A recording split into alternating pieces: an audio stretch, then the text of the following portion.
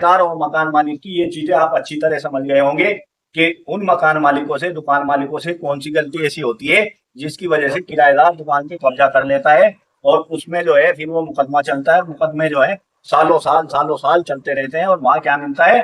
तारीख। और तारीख के अलावा मुकदमों में कुछ नहीं मिलता।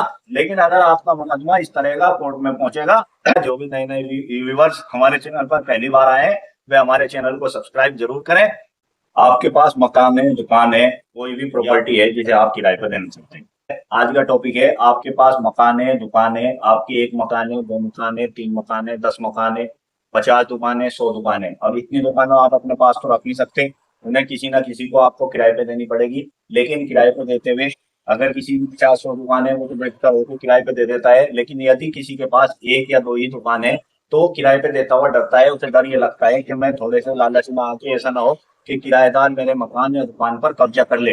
तो किराएदार जो है मकान या दुकान पे, बहुत ऐसे केस आपने देखे होंगे जहां किराएदारों ने कब्जा कर रखा है, लेकिन वहां से आप उसका स्टार्टिंग पॉइंट नहीं देखते हैं। जिस तरह मकान, अगर किसी मकान में कोई कमी आती है तो उसकी नींव देखी जाती है। नींव कमजोर है तो मकान कमजोर है, और अगर नींव मजबूत है तो मकान, बिल्डिंग पूरी मजबूत रहती है। तो इस चीज को दोस्तों, जब आप किराए पे दे रहे हैं तो उसकी नींव होती है किराए पे देना, स्टार्टिंग करना। उसी टाइम आपको जो है इस चीज का खास तौर से ख्याल रखना है कि जब हम किराए पे दें हमें किन किन बातों का ध्यान रखना है। वे सारी चीजें मैं इस वीडियो में बताऊंगा। वीडियो को आप पूरा देखें, ध्यान से देखें। आप मकान मालिक हैं जब भी देखें, आप दुकान मालिक हैं जब भी देखें, आपके पास कोई प्रॉपर्टी है, आप उसे किराए पे देना चाह रहे हैं, तो आप किराए पे देने से पहले किन किन बातों का ध्यान रखना है। यदि आपने किराए पे दे रखा है तो फ्यूचर में आप किस बात का ध्यान रख सकते हैं जो आपकी प्रॉपर्टी पे अवैध कब्जा ना हो। तो वही सब चीजें मैं इस वीडियो में बताऊंगा, पूरी डिटेल से बताऊंगा। पूरी वीडियो को देखिए, एक एक बात आपकी समझ में आएगी। और अब मैं दुकान, मकान या किसी प्रॉपर्टी पे कोई भी किराएदार अनैतिक अवैध कब्जा नहीं कर सकेगा। तो उसमें दोस्तों क्या होता है, दो चीज होती है, किराएदार होता है, दूसरा मालिक होता है। तो किराएदार और मालिक के बीच में जब कोई चीज ली जाती है, कोई प्रॉपर्टी, कोई मकान या दुकान हम किराए पर दे रहे हैं, तो हमें एक एग्रीमेंट बनवाना पड़ता है तहसील में जाके। एग्रीमेंट दो तरह का बनता है, एक नोटरी एग्रीमेंट बनता है और एक रजिस्टर्ड एग्रीमेंट बनता है। यहाँ समझने वाली बात हुई है कि अब हमें नोटरी एग्रीमेंट बनवाना है या रजिस्टर्ड एग्रीमेंट बनवाना है जो फ्यूचर में हमारे काम आए। यदि आप मकान या एक साल से कम किराए पे दे रहे हैं, यानी 11 महीने के लिए किराए पे दे रहे हैं, तो उसकी आप नोटरी एग्रीमेंट बनवाइए। और यदि आप एक साल से अधिक के लिए किराए पे दे रहे हैं तो उसका आप रजिस्टर्ड एग्रीमेंट बनवाइए। स्टाम्प की चोरी बिल्कुल मत करिए, जितना स्टाम्प लगता है उतना स्टाम्प लगवाइए। कच्चे लालच में मत आइए, टाइपिस्ट से या इधर उधर मुंशी उनसी से मत बनाइए, किसी काबिल वकील से आप अपना रेंट एग्रीमेंट बनवाइए। और रेंट एग्रीमेंट में किन किन बातों का मुख्य रूप से आप लिखवाना है वो मैं इस वीडियो में बता रहा हूँ। अगर आप इस वीडियो को पूरा देखेंगे आपकी बिल्कुल अच्छी तरह बात को समझ में आ जाएगा। तो रेंट एग्रीमेंट में सबसे पहले लिखा जाता है मकान, दुकान, प्रॉपर्टी मालिक का नाम, पता। दूसरे नंबर पे लिखा जाता है किराएदार। जो भी किराएदार है आपके मकान में, दुकान में या किसी प्रॉपर्टी में, आप जो भी किराएदार होगा उसका नाम, पता पूरा। उसमें आधार नंबर, मोबाइल नंबर तक लिखा जाता है। तो दो पक्ष हो गए, एक देने वाला यानी मालिक, एक लेने वाला यानी कि किराएदार। उसके बाद जो है कुछ शर्तें एक जनरली होती है जो एग्रीमेंट में लिखी हुई होती है। कुछ शर्तें मैं बता रहा हूं जो एग्रीमेंट में आपको कंपलसरी लिखवानी है। सबसे पहले तो आप उसकी अवधि क्लियर मेंशन कराएं कि आपने उसे 11 महीने के लिए दी है, 6 महीने के लिए दी है, 2 साल के लिए दी है या 10 साल के लिए दी है। तारीख से तारीख बिल्कुल क्लियर उसमें एग्रीमेंट में मेंशन करें, वो तारीख जरूर लिखें। दूसरी बात, एक पॉइंट ये हो गया।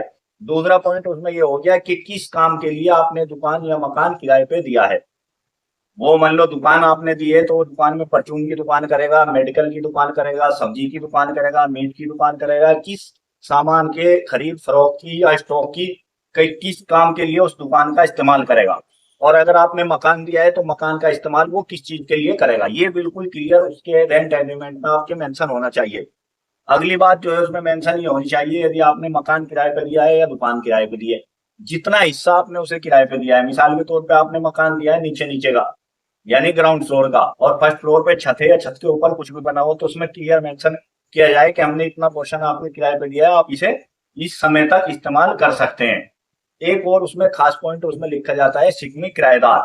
आपका दुकान का किराएदार हो या मकान का या किसी प्रॉपर्टी का आपका किराएदार हो, आपके किराएनामे में खास तौर से लिखा हुआ होना चाहिए कि किराएदार उसमें कोई भी अन्य किराएदार नहीं रखेगा। यदि वो उसे समय अवधि पूर्ण होने से पहले किसी कंडीशन में खाली करता है तो खाली करने के बाद भी हम मालिक को सौंपेगा, किसी अन्य किराएदार को दुकान किराए पे नहीं देगा। एक बात उसमें ये मेंशन होनी चाहिए कि किराया फला तारीख से फला तारीख में लिया जाएगा। और यदि किराएदार 1 महीना 2 महीना 3 महीने 6 महीने उसमें आप अवधि खुलवा सकते हैं, इतने महीने तक किराया नहीं देता है किराएदारी समाप्त मानी जाएगी यदि कोई 3 महीने तक लगातार किराया नहीं देता है। तो इस तरह के पॉइंट, अगर उसमें बिजली का कनेक्शन लगा हुआ है तो बिजली बिल कौन अदा करेगा, फला अवधि से फला अवधि तक किराएदार रहेगा तो इसका बिजली का बिल भी किराएदार अदा करेगा। नगर पंचायत का हाउस टैक्स है, गृह कर है, उसका वाटर टैक्स है या कोई अन्य टैक्स है, वो भी क्लियर मेंशन कर दें। और यदि वो कनेक्शन लेगा तो वो भी क्लियर मेंशन कर दे, यदि आप कनेक्शन लेते हैं तो उसका बिल भी आप जमा करेंगे। तो ये कुछ पॉइंट इस तरह के हैं, अगर आप अपनी किराएदारी में रेंट एग्रीमेंट बनाते हुए ये सारे पॉइंट उसमें मेंशन करेंगे। एक पॉइंट ये मेंशन कर दे, समय अवधि पूर्ण होने के बाद आप जो है किराया की जो भी आपकी प्रॉपर्टी है वो मकान है या दुकान है खाली करके मुझे चाबी देंगे। यदि किसी भी कारणवश, ये शर्त आप उसमें अपने एग्रीमेंट में मेंशन कर सकते हैं, बहुत ही खास शर्त है कि किसी भी कारणवश यदि दुकान मालिक और किराएदार यानी मकान मालिक या किराएदार के मध्य कोई भी वाद विवाद उत्पन्न होता है और मामला कोर्ट में विचाराधीन होता है तो विचाराधीन अवधि का एग्रीमेंट की अवधि पूर्ण हो गई, उसके बाद अगर कोर्ट में केस चलता है उस अवधि के दौरान जो हमारा किराया तय हुआ उसका जस्ट डबल किराया आप अदा करेंगे जब तक भी मामला विचाराधीन रहेगा। तो इस तरह की बातें जब आप अपने रेंट एग्रीमेंट बनाएंगे ये सारी चीजें आप उसमें मेंशन कर देंगे। तो एक चीज और मैं आपको बताता हूँ, एक और बहुत ही खास चीज आपको रखनी है कि यदि आपका वाद विवाद होता है तो वो आपके कोर्ट में भी बहुत ही अच्छी तरह काम आएगी। इस तरह की आप भी एक चीज बना के रख लें, जैसा कि आप जो है ना किराएदार को किराया ले रहे हैं तो उसे रसीद दे रहे हैं, रसीद दे रहे, रसीद बुक दे रहे, उससे अलग जो है आप एक इस तरह की कोई भी एक डायरी ले लें और वो आपके 10 दुकानें 20 दुकानें 25 दुकानें कितनी भी दुकानें हैं या मकान है उसके बारे में आप उसमें मेंशन करते हैं कि ये हमारी किराए की डायरी है, इसमें हम किराएदारों का हिसाब लिखते हैं। और जिस किराएदार को भी आपने किराए पे प्रॉपर्टी दुकान दी है उसका एक पेज पे पूरी एंट्री कर दें और जो भी आपने किराएनामे में शर्त वगैरह लिखवाई है वे सारी इस डायरी में मेंशन कर दें। तो ये एक एविडेंस एक्ट होता है, एविडेंस के तौर पर आपके इसमें लिखी हुई एक एक बात आपके काम आएगी। लेकिन शर्त ये है कि इस डायरी में जो आप डायरी बनाएंगे इसमें सिर्फ किराएदारों का हिसाब होना चाहिए, अन्यथा किसी का भी कोई हिसाब नहीं होना चाहिए। अगर आप इसमें घर का भी हिसाब लिख देंगे, परचून का भी हिसाब लिख देंगे, दूध वाले का भी हिसाब लिख देंगे, इधर उधर का भी हिसाब लिख देंगे तो ये आपके एविडेंस एक्ट में काम नहीं आएगी। अगर आप इसमें खाली किराए का ही हिसाब लिखते हैं तो ये आपके एविडेंस एक्ट में बहुत अच्छी तरह काम आएगी। अगर आपके किराएदार ने आपकी मकान दुकान प्रॉपर्टी पे आपने इन शर्तों को पूर्ण करते हुए किराए पे दिया है और वो अगर कब्जा करता है तो वो आपको किराया भी डबल देगा और आपकी प्रॉपर्टी 100% जल्द से जल्द खाली होगी। और जैसे ही आपकी किराया, एक खास बात, किराया अवधि संपूर्ण हो पूर्ण हो उससे 1 महीना पहले आप अपने किराएदार को एक लीगल नोटिस अपने वकील के माध्यम से भेजेंगे कि मैंने फला फला प्रॉपर्टी आपको फला फला टाइम तक जो भी डेट है वो मेंशन करके, वो वकील का काम होता है वो लीगल लैंग्वेज में उसे लिखेगा ये प्रॉपर्टी मैंने किराए पे दी थी, इसकी अवधि फला तारीख में पूर्ण हो रही है तो उस तारीख में आप खाली करके मुझे सौंप दें, नहीं तो किराएदार रेंट एग्रीमेंट में लिखी गई फला नंबर की शर्त के अनुसार आप जो है डबल किराया लागू आप पे हो जाएगा। तो जब आप इस तरह का नोटिस देंगे तो ये तो किराएदार आपसे बैठ के सेटलमेंट करेगा, दुकान खाली करेगा या नया किराएदारी अनुबंध आपसे लिखवाएगा। कोई भी किराएदार आपकी दुकान मकान प्रॉपर्टी पे कब्जा नहीं करेगा, यदि कब्जा करता है तो वो डबल किराया देगा उस अवधि का और आपको पूरा किराया मिलेगा और 100% प्रॉपर्टी आपकी है, आपकी रहेगी। तो किराएदार और मकान मालिक की ये चीजें आप अच्छी तरह समझ गए होंगे कि उन मकान मालिकों से दुकान मालिकों से कौन सी गलती ऐसी होती है जिसकी वजह से किराएदार दुकान पे कब्जा कर लेता है और उसमें जो है फिर वो मुकदमा चलता है, मुकदमे जो है सालों साल चलते रहते हैं और वहां क्या मिलता है, तारीख, और तारीख के अलावा मुकदमों में कुछ नहीं मिलता। लेकिन अगर आपका मुकदमा इस तरह का कोर्ट में पहुंचेगा, तारीख आपको भी मिलेगी लेकिन तारीख पे तारीख नहीं मिलेगी, आपका मुकदमा बहुत जल्दी सोल्व हो जाएगा और किराएदार या तो आपकी दुकान खाली करके आपको दे देगा या जब तक विचाराधीन रहेगा डबल किराया देगा। और आखिर में जो है ना क्योंकि आपने रेंट एग्रीमेंट बनाया है, सारी शर्तें बनाई है, यदि आपका किराएदार बीच में भी कभी भी किसी शर्त का उल्लंघन करता है फौरन उसे नोटिस भेजिए और उसमें आपकी किराएदारी में रेंट एग्रीमेंट में लिखा हुआ होना चाहिए उपरोक्त शर्तों में से यदि आप किसी भी शर्त का उल्लंघन करते हैं तो उसके जिम्मेदार आप होंगे और उसी दिन किराएदारी समाप्त हो जाएगी।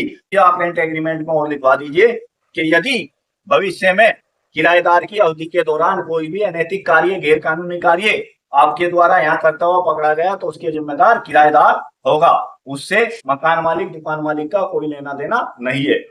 तो इन सब चीजों को जब आप अपने किराएनामे में लिखवाएंगे कि आपकी मकान हो, दुकान हो, प्रॉपर्टी हो, कोई भी संपत्ति हो, उस पर किराएदार कभी भी अवैध कब्जा नहीं कर पाएगा। वीडियो आपको कैसी लगी? अच्छी लगी हो तो लाइक करें, शेयर करें और कमेंट्स करें। और अगर इस संबंध में आपका कोई भी क्वेश्चन हो तो वो कमेंट्स करके बताएं, उस क्वेश्चन का हम कमेंट्स में जवाब देंगे। और कमेंट्स में जवाब पॉसिबल ना हो तो उसी टॉपिक पे आपके एक वीडियो बना के अपने चैनल पर अपलोड करेंगे और आपको जो है नई नई जानकारियां देके अवगत कराएंगे। Thanks for watching. वीडियो देखने के लिए शुक्रिया।